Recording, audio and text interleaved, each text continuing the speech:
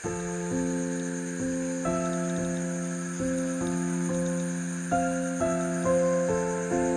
mana terakhir ketemu sama kepala sekolah yang pertama?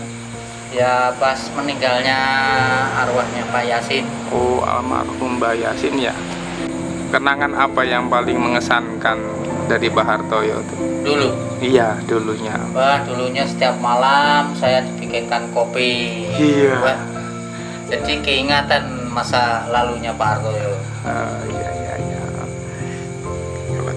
Kalau sekarang ya Banyak orang sekarang ya nggak pernah bikin kopi, Pak. nggak minum kopi lagi. Namanya teh. Kok enak demit-demit liwat terus nyeboi duit. Iya, orang duit cua. Dewe golek sandang pangan bodoh ae. Jadi gini ceritanya teman-teman ya, saya itu bersama dengan orang yang tahu sejarahnya SMK Negeri 1 Batu Licin ini dulunya. Jadi awal mulanya dibangun, beliau ini yang tahu sejarahnya, bagaimana kisahnya, biar saya tanya satu demi satu. Jadi kalau yang kita tahu kan sekolah ini didirikan tahun 1999, benar ya Mbak ya? Iya. Nah, jadi kita itu sekarang bersama namanya Pak Jasmin. Asal dari mana Pak? Dari Jawa, Dari Jawa Pak? Bojonegoro. Bojonegoro. Jadi Pak Jasmin ini kesininya tahun berapa itu Pak? Tahun 80 bulan 10. Oh, tahun 1980 ya. Waktu saya belum lahir itu. Belum lahir itu 1980 itu saya masih di awang-awang ya. Belum diturunkan. Belum diturunkan ya. Jadi waktu ini dulu Pak Jasmin itu berarti tahu ya berdirinya SMK Negeri 1 Batu Licin dulunya, yang sekarang jadi SMK Negeri 154 itu tahu bener gitu Ya, tahu. Jadi waktu yang pertama kali yang menemui sampean itu siapa? Pertama kali, jadi ketika ini mau dibangun, terus yang menemui pertama kali sama-sama itu siapa? Ya, yang menemui pertama ya Pak Hartoyo. Pak Hartoyo ya? Iya, kan tanya-tanya orang. Gini. Gimana ceritanya? Ceritanya gini, itu yang rumah depan tuh siapa namanya? Oh, Pak Jasmin. Orangnya gimana? Oh, itu Pak, ada yang bilangin. Tanya, Pak, saya mau minta tolong. Minta tolong apa Pak? Ya, untuk ngawasi ini bangunan SMK 1 Negeri Batu Licin. Batu Licin waktu itu gitu. Terus apa waktu sampean kan yang didatengin pertama kali, di situ itu sudah banyak orang apa belum kira-kira di wilayah sini, di wilayah desa Sari Gadung itu? Ya, orangnya bisa dihitung. Dan masih bisa Seluruh Sari Gadung itu paling banyak 1 RT sekarang. Iya. Terutama yang di wilayah sini lah, depan SMK ini berapa kakak kira-kira yang Ya, yang depan ini ya memang yang jauh-jauh ya ada, cuma yang depan kan pertama kan saya sendiri, terus Pak Sakrani, terus Samsuri yang depan, ini yang depan terus itu yang sebelah itu Sadariah itu. Sadariah. Berarti masih sedikit sekali ya Pak. Ya, terus sebelah sana kan Ali Akbar, Pak Rusapa, yang jauh sana Jauh-jauh. Pak Jono. Tapi Jono. berarti kan termasuk itu tokoh di sini ya. Iya. Terus pertama kali yang dilakukan itu apa Pak waktu pembangunan itu di sini? Pertama kan ya diukur lokasi, Ya, diukur langsung ditabas, Tabas. kayunya ya paling ada 30 ditebangi. Berarti masih bukan bener kan? Ya, setidaknya itu padang bambu, bambu kecil-kecil, kecil-kecil. kayu galak laban. Berarti tapi kan posisi di sini kan masih apa rawa kah atau keras atau bagaimana itu? Ya lokasinya ya seperti ini, cuma kan yang agak rendah yang sebelah sana. Sebelah wilayah mana yang sekarang jadi bangunan apa? Itu yang di depan tambang sana sampai di tempat operasi. Koperasi. Ya, itu yang paling rendah. Paling rendah. Berarti itu di situ termasuk rawa ya? Ya, rendah itu kelas-kelasan. Kalau yang lainnya nanti Kira-kira kendala yang ditemui itu apa? Waktu pembangunan itu? ya pertama kan yang di sebelah selatan itu kan rendah, digeser ke sini. Geser. Akses maksudnya akses untuk jalan itu loh, untuk jalannya itu nggak susah waktu itu. Ya namanya pembukaan ya susah lah. Susah ya Ya berarti. susah. Jadi dari simpang ke sini itu masih jalannya kayak model setapak atau sudah lebar gitu? Ya lebar. Cuma masuk ke lokasi bangunannya kan susah. Susah ya. Susah. Mau naruh batu untuk pendaki aja banyak yang di pinggir jalan. Berarti masuknya nggak bisa langsung mobil, nggak bisa ya? Ya nggak bisa, berapa kali rate itu disusuni dulu baru mobil masuk. Yang pas di sebelah kantor itu kan ada itu ada tulisan sebelah selatannya. Terus gimana ceritanya kok tiba-tiba Pak Hartoyo itu menemui sampean waktu itu? Ya kan tanya-tanya orang loh. Iya. Yang pertama di sini siapa dulu-dulunya. Kalau orang memang cari gadung kan ada, cuma kan di dalam sana orang-orang. Iya. Cuma kebetulan yang di depan sini sampean gitu. Iya. Jadi disuruh mengawal pembangunan ini waktu pertama kali. Ya pertama kalinya. Sekaligus jadi satpam. Satpam. Oh, berarti Pak Jasmin ini adalah satpam pertama kali ya. Ya anggap aja lah istilahnya Pak Hartoyo sama saya itu perjuangan. Wah, perjuangannya ya. Semoga perjuangannya diterima amalnya oleh Allah Subhanahu wa Ta'ala. Amin. Kira-kira pembangunan itu berlangsung berapa bulan gitu? Ya kontraknya 1 tahun. 1 tahun ya? Ya 1 tahun. Karena awal ya. Awal. Itu yang kerjakan aja orangnya itu lebih 50 orang. Jadi yang pertama dibangun itu jurusan apa Pak? Ya namanya itu kan sekaligus orang itu sekitar 50 dari berapa itu kan yang tukang kayu itu khusus kepala tukang kayu 1. Yang tukang untuk penggalian tembok setelah pendasi langsung tembok itu kan masing-masing. Jadi kayak bengkel mesin 1 orang, tambang 1 orang. Loh, berarti 1 orang itu khusus gali pondasi? Ya setelahnya pemimpinnya. Pemimpinnya, Ya. oh maksudnya iya.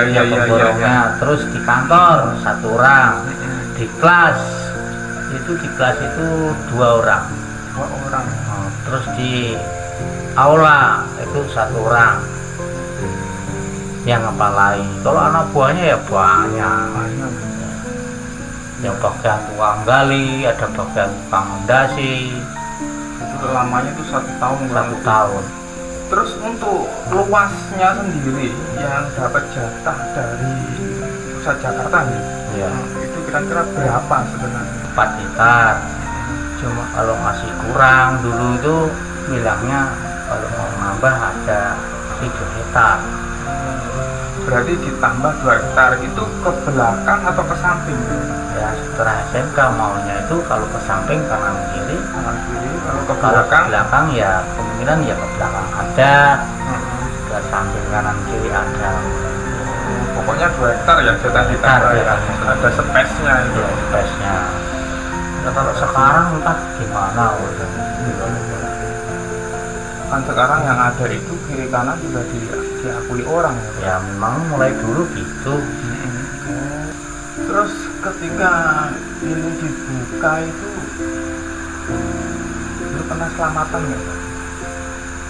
Ya habis sudah selesai baru selamatan. Selamatan, jadi berarti waktu buka pertama kali itu nggak ada selamatan? Nggak ada. Nah terus namanya istilahnya musyawarah gimana Pak Harto itu ada tanya-tanya gimana caranya. Saya beri saran, Pak, ya kalau bisa kalau ada istilahnya dananya diselamatilah sekali-kali ya. Langsung dibelikan sapi hari raya haji diselamati itu kurban hari raya.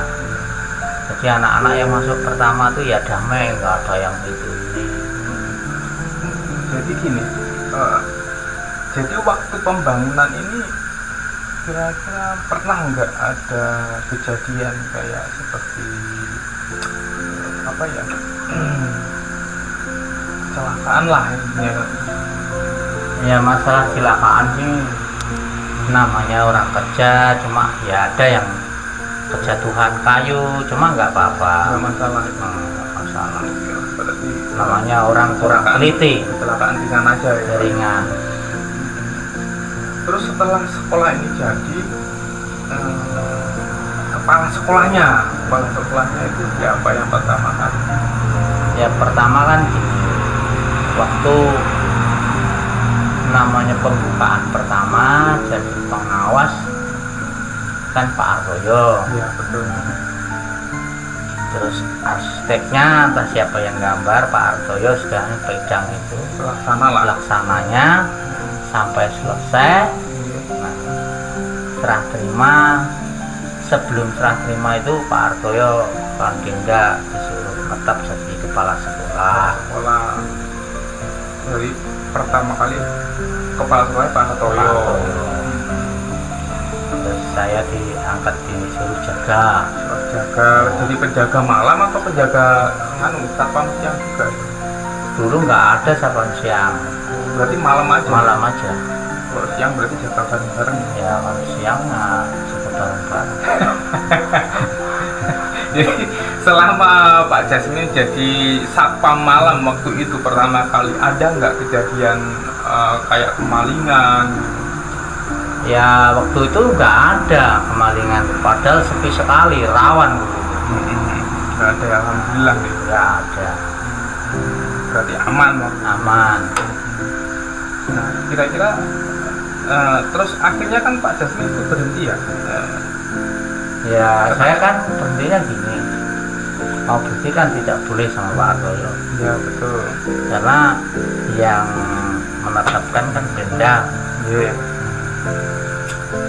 Terus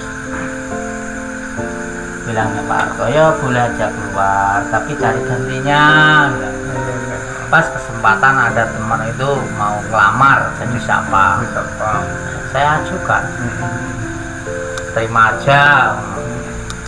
Masih ingat lah sampai namanya siapa? Yang pertama itu nggak salah Manto. Terus yang kedua nggak ingat namanya itu. Yang kedua. Yang ketiga Sairi. Ya.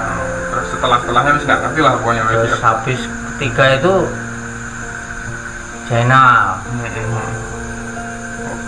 Berat nggak jadi satpam itu menurut saya? Ya kalau sekarang beratnya kan hanya orang-orang dalam sendiri. Oh iya. Kalau dulu orang luar. Pernah saya itu didatangi orang itu berapa kali. Orang pakai sepeda motor, kadang orang 4, kadang orang 6. Berarti pada zaman itu memang rawannya itu dari orang-orang luar. Iya, dari orang luar tapi jauh pakai sepeda motor. Nah kalau sekarang yang sekarang itu menurut sampean itu jaga malam itu yang paling berat itu jagain gimana? Jagain siapa gitu? Ya jagain orang, bukan jagain barang. Kalau barangnya kan ya di tempat situ aja. Kemungkinan besar ini kemungkinan nih Pak Jasmine ya. Kalau seandainya terjadi sebuah kemalingan atau apa itu cenderung rata-rata itu bisa ditebak nggak kira-kira? Ya kemungkinan ya bisa aja. Kalau maling itu tidak ada jalurnya dari orang dalam, kalau orang jauh Nggak bisa juga. nggak bisa. Oke lah, masuk ya. Kira-kira begini Pak, apa motivasi Pak Jasmine, artinya apa tujuan Pak Jasmine untuk menjadi satpam malam lagi sekarang gitu? Ya melihat sekolahan tuh kok ya namanya sudah telanjur makili, ya melihat-lihat orang itu yang jadi satpam kok kurang bertanggung jawab. Hanya bayarannya aja yang dipikir, Itu yang paling susah. yang paling susah. Saya kasihan gitu. Kasihan, ya, sekolah itu kasihan sekali ya. Iya. Kasihan sekali. Dan kebetulan rumah sampainya ada di depan sekolah gitu. Iya. Jadi mau nggak mau ya wis harus ikut campur. Ya kalau saya di dalam kan ibarat ada orang, hei kamu mau apa? Itu kan ada tanggung jawab.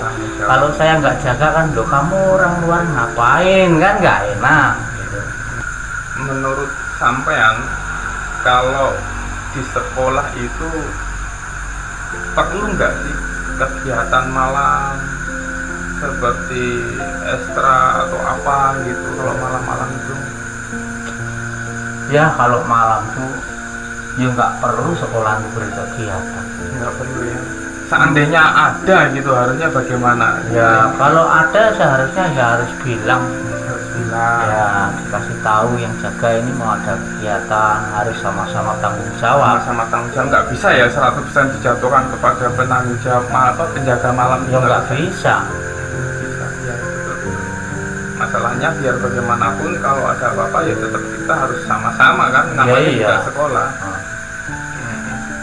Terus bagaimana menurut Pak Jasmine ya, kan sebagai penjaga malam, penjaga malam kan harus bisa membaca situasi dan kondisi kan. Nah, jadi begini, saya itu sering mendengar bahwasanya ketika ada apa ya, kita sebut aja si A gitu ya, iya. A, B, C, D, E sampai Z ya. Mereka selalu berasumsi seperti ini, bahwasanya kalau barang sekolah itu boleh dibawa pulang gitu.